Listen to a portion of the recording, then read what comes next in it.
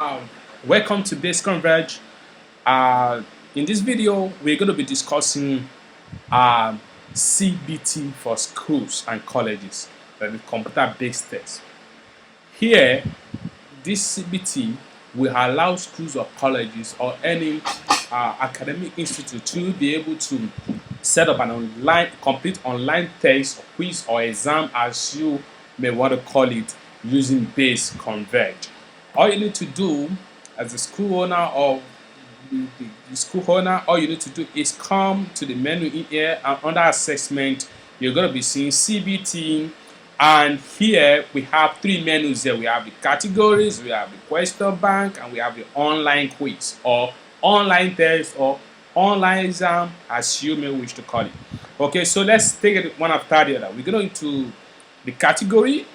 Here you are going to set up categories for your exams. So your category can be anything you wish to call it, right? What this means is just to be able to categorize the type of exams that you wanted to be holding online, right? To create category, you can hit on create button there in your top right.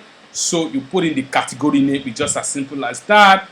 Then you click on save. It's just going to drop it in here. You can search any category at any point in time, and here in this category you can edit any category to see the name you want to call it, and you can remove by clicking on delete as you wish. So here there is a small statistics in here that shows you how many questions you have in this type of category of your CBT. Then here, how many quizzes have you created? How many online exam? How many online texts that have you created under this particular category? So that is how to create your category in BaseConverge CBT. Now, BaseConverge has what we call question bank. Now, in the question bank will allow you to create streams of questions, right, attaching them to the categories you have created.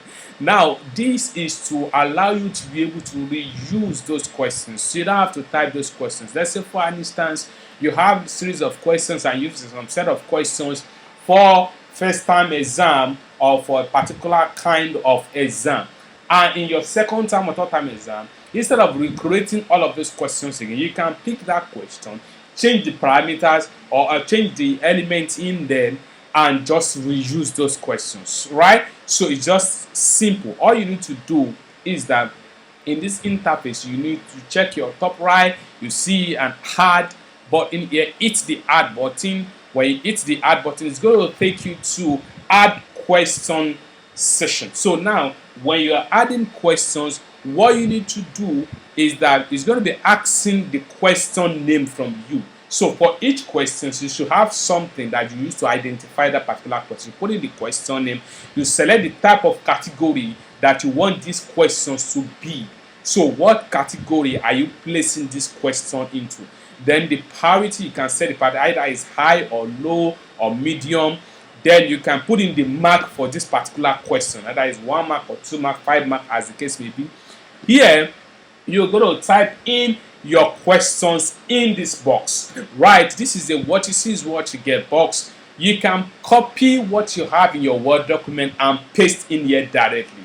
So if you have a question in mathematics that have a mathematical formula or that has to do with mathematical function, you can place in your question here. You just going to reflect like that.